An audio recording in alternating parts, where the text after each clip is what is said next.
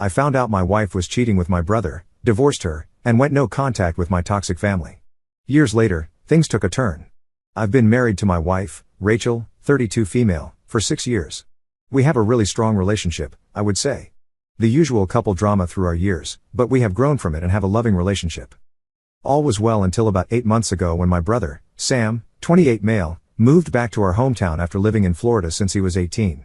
His long-term girlfriend dumped him and moved to a new city, leaving him destitute. The circumstances behind their breakup are still largely unknown. When my brother returned, he told us that she had been cheating with women. I didn't really know her that well, but that sounded far-fetched. I only met the woman 3 times, as my brother would only come home for Christmas and usually only stay for 3 to 4 days. She accompanied him twice during their 5 years together. The other time I met her was when my wife and I visited them for a day during our vacation 3 years ago. She just didn't strike me as the person who would have a double life and just leave Sam with nothing. I tried to reach out to her once but found I was blocked, so I just let it go. Sam moved back in with my parents, Greg, 55 male, and Jamie, 56 female, for the first month he was here. He struggled to find work, so I suggested that maybe Rachel could help him out. She is a higher up at her company and figured she would have some pull. She did, and he was able to get a position in her department. This is a job in his field. For some background, my brother and I have never been very close. He is the golden child, at least to our dad, and our mom is spineless when it comes to our dad. It's not super obvious, just a million little things. For example, we both got cars when we turned 16, but I got an 8-year-old Dodge Neon, and he got a 2-year-old Mitsubishi Eclipse. His sports practices, outfits, and competitions cost thousands of dollars over the years. Some of those competitions were 6 or 7 hours away, and they never batted an eye. Meanwhile, when I would ask for $50 for a volleyball or basketball camp at the local college in our town, they would give it to me, but you would have thought I was asking them to build me my own arena. What pissed me off the most was when I was 17. I was out with my girlfriend, lost track of time, and was 15 minutes past curfew. They took my car for a whole month for that. Then when my brother came home 2 hours late and smelled like pot the next year, he just got a stern talking to. I wasn't exactly sad when he left for college and decided to stay in Florida. Despite all of that, he began spending more and more time at our house, which at first I thought was nice as maybe he was making the effort to be closer to me. Then I started to notice that he and Rachel were getting rather familiar with each other. They would talk about seemingly anything at length. They started having their own inside jokes. If I tried to include myself, they would say, just a work thing. When I asked my wife about it, she just said they had a lot in common and were working on several projects together at work. The first real red flag was that after about a month of this, he would be at our house when I got home from work. Rachel and I have different work schedules. While she has a traditional 8 to 4:30 workday, I work 10 to 7. This was pretty often. When I asked about it, I always got, we had some work stuff to do. 2 months ago, I noticed something that had me questioning my own sanity. I make the bed every day before I leave for work. I always make it so the open side of the pillowcase is toward the edge of the bed. Sam was over that day.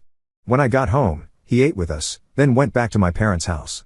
As we got in bed, I noticed 2 of the pillows had the cases in toward the middle. I asked my wife if she had been in bed today.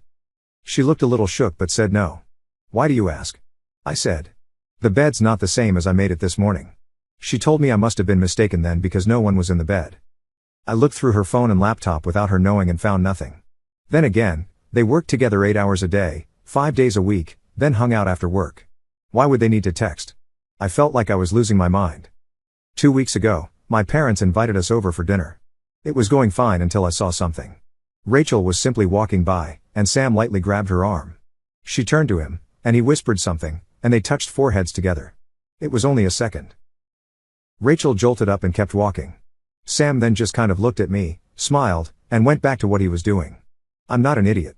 I know this is a mountain of red flags. I just don't want to believe it. I have been in love with my wife since I was 21 years old. I planned a weekend getaway to the city. I was going to ask her about things there. I really hoped it wasn't what I was thinking. Update, you are all right, and my world is destroyed. We went on our weekend adventure. It was a nice Friday night.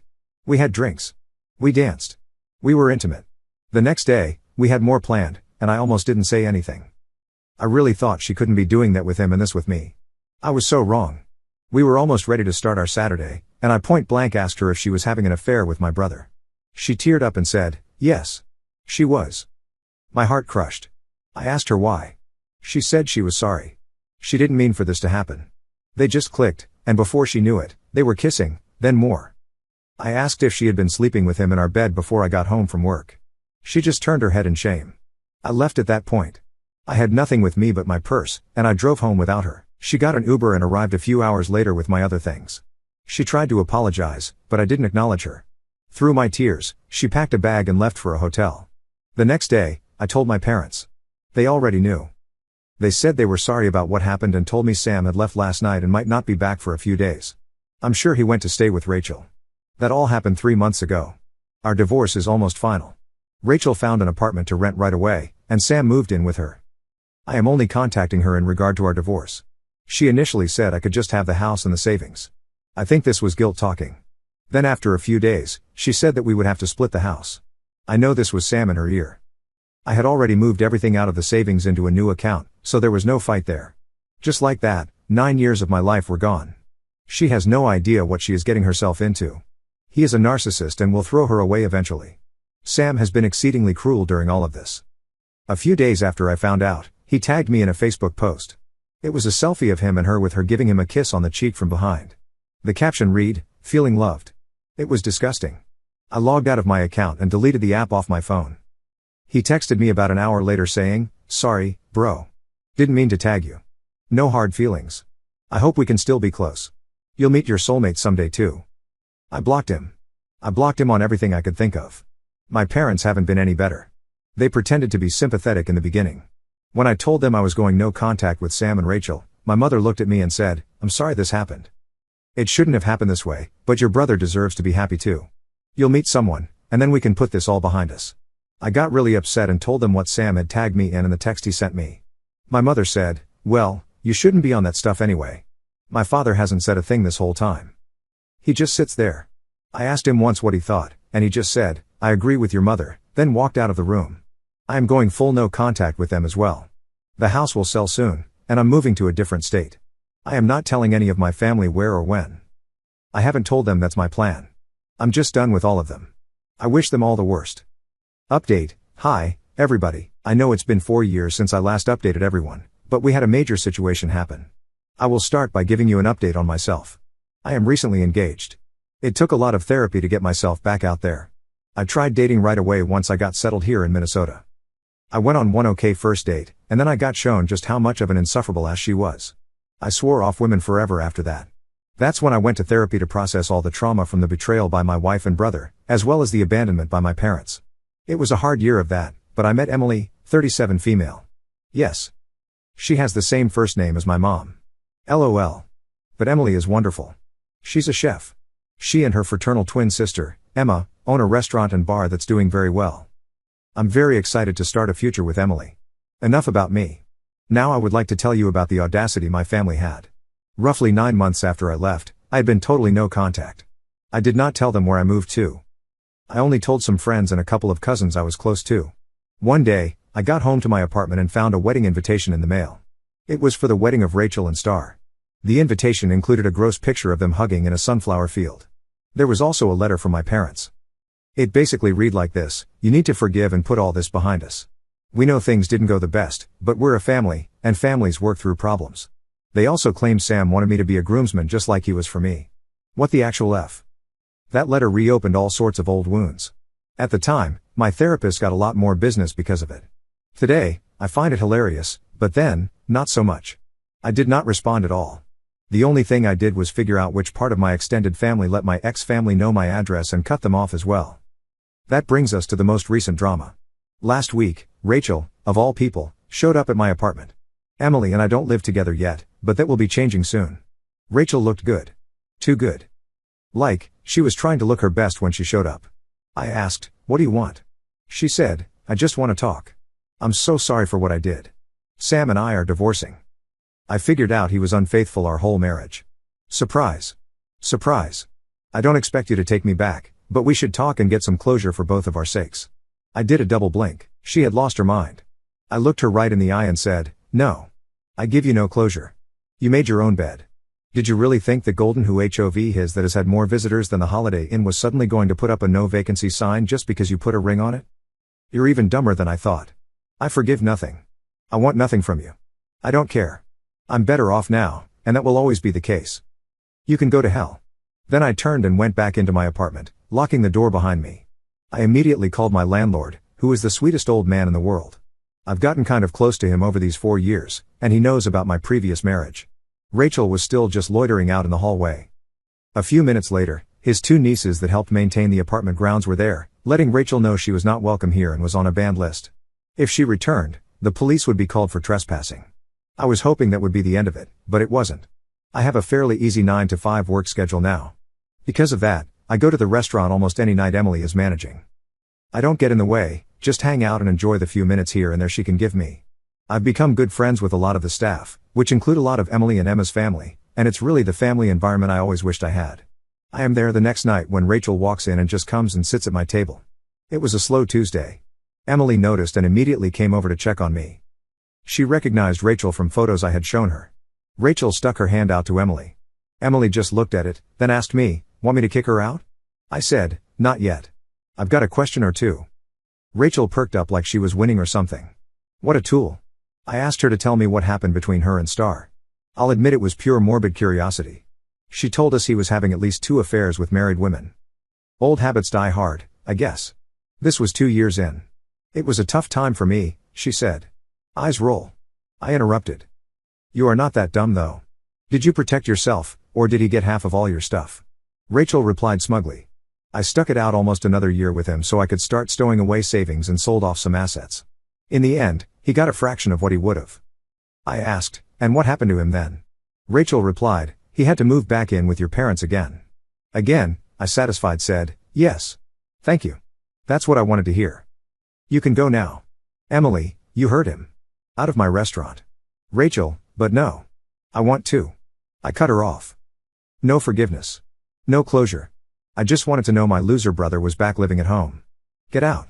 Emily stood and pointed at the door. Rachel looked around and saw she was being glared at by the bartender and 2 members of the wait staff.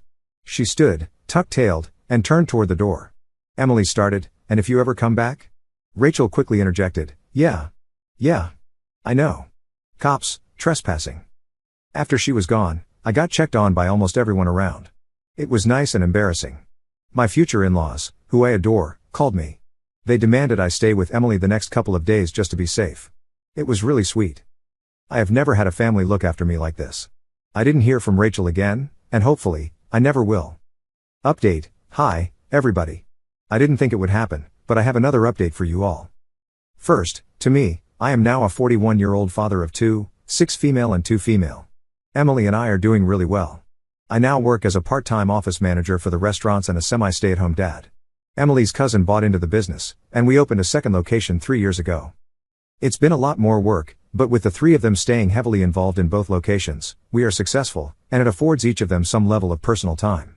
It wasn't ideal, but I'm pretty sure I got Emily pregnant staying with her when her parents demanded I do so after my last posting. They now joke they always wanted to be grandparents, and it was all part of their plan.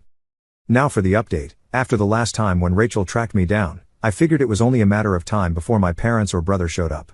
It didn't happen right away. I eased up some as I felt I had a full support system and rejoined social media. I stayed no contact with much of my family, including extended, but I also didn't have any illusions that they wouldn't be able to find me if they tried. It wasn't until after our first was born that I got my first message. It was from my dad.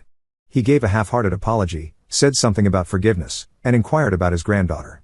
I was just going to block him, but the implication that my child was his grandchild, I found insulting.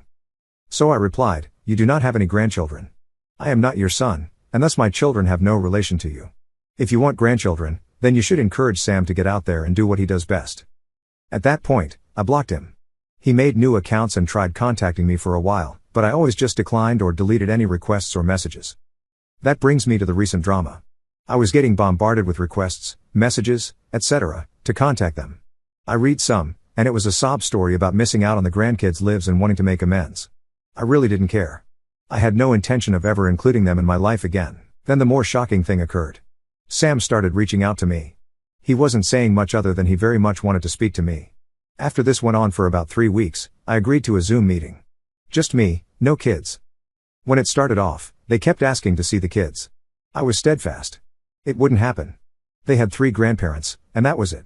Emily's mom, dad, and grandma. I kind of was getting the idea that this was about something else. Sam looked kind of terrible, and my parents were looking old and tired. As we started to talk, they began apologizing for everything that occurred, even Star. He said he was wrong to do what he did and that he wishes he could have his brother back. That was a laughable thought. Dad then took over and went into his usual garbage about being a family and looking out for each other. When he was done, I just looked at them and said, "Is that all you got? I'm going to go." Then they yelled for me to wait, and the facade dropped. The real reason was about to come out. Apparently, Sam has been having health issues for the last couple of years. For whatever reason, his kidneys are failing, and he needs a transplant. That's why they so persistently tried to get in touch with me. A family member is the most likely to be a viable match. I asked them directly, "This is why you call me? You want me to save him after what he did? My wife wasn't enough. Now he needs a body part from me too?" My dad snapped. "Stop being like this." All of that was a long time ago. He began choking up and crying as he continued. "I get it. You hate us, but he is going to die if he doesn't get a transplant soon. Is that what you want? I know you think he wronged you in the worst way, but please, just this once, can we set that aside?" I got quiet. I wanted to see if they said more. Eventually, Mom actually started to talk. "Look. We're sorry for all that happened, but we got some pretty big problems. Between his medical bills and not being able to work, your dad and I are getting older and have our own problems. We got a lot of issues. We need you to come back to Missouri and see if you are a match, but we also could use some help, or we might lose the house." "So you need my kidney and my money," I said. "Don't put it like that," she replied. Sam chimed in. "Please just come home. I need my big brother. I don't want to die. Can you just come and see if you're a match? If you're not, we will never contact you again." I told them I needed to think about it, do some research, and tonight, I would tell them tomorrow. I ended the call and went to speak to my wife. She told me she supported me 100%, whichever way I went, then asked if we should all travel as a family or if just she should come. I said no to both. I was going to go, and I was going on my own. Sure. Here's the continuation with punctuation added, keeping the original content intact. I let my former family know I would get lab results here in Minnesota. And if I was a match, I'd come there, and we could talk about everything else. Then, about a week later, I got results, and it appeared Sam and I were a perfect match. I agreed to come back home to St. Charles. By the time I arrived, Sam had begun to have some issues and needed to be admitted to the hospital. This got everyone off my back about meeting for dinner, as I had no intention of doing anything social with these people, especially since any time they seemed to have a free minute. My parents were inquiring if I had thought about helping them get caught up on their financial struggles. They managed to stabilize Star. I went to meet with these doctors that would do the transplant. They began going over everything with me, and I said I'd like to have this conversation with everyone. We all went to Star's room. My parents were already there. The doctor began explaining the situation. Sam had maybe 6 months more without a transplant. They went over the process with us all and made a huge deal about how perfect of a match I was, that the likelihood of finding a more viable donor was minuscule, and that the sooner we scheduled the surgery, the better. I then walked over to Sam and took his hand. I gazed into his big brown eyes and told him, "Did you hear that? I am a perfect match. Essentially, I'm the only person who can save you, and I'm not going to. You are the most vile, narcissistic piece of gutter trash I have ever known. I only came here so you would know the one person who could keep you alive is the one person you have wronged the most. And now, you're paying for that with your life. You're going to die. You should make peace with that." Sam burst into tears, and my parents turned to accost me. The doctor and nurse were standing there in total shock. I looked at my parents and said, "Don't even talk to me, and don't you dare ever ask me for anything ever again. The only money I would ever spend on you would be for your funeral, under the stipulation that you be cremated and the ashes released to me. At which point, I will promptly deposit your remains in the dirtiest John I can find." Finished, I walked out of the room and never looked back. I'm back home now, my real home, surrounded by my real family and couldn't be happier.